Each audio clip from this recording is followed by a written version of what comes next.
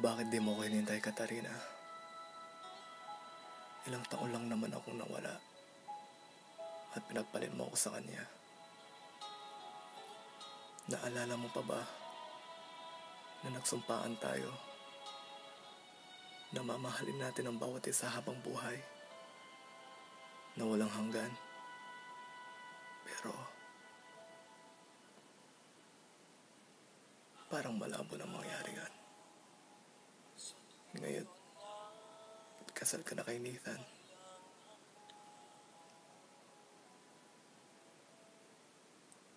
Ngayong nasa akin ang lahat,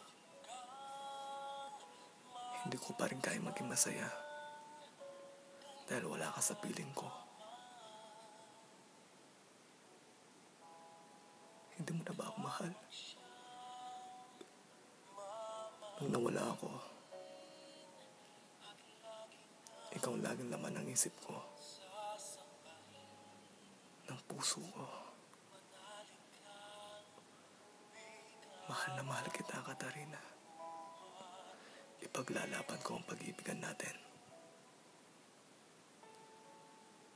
Naintindihan mo ba?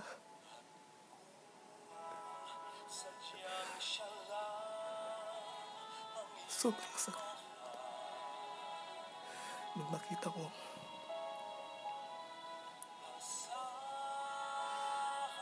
kinakasal kayo ni Nathan.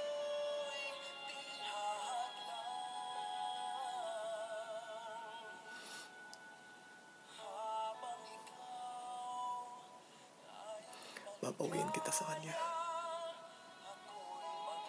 Babawiin kita.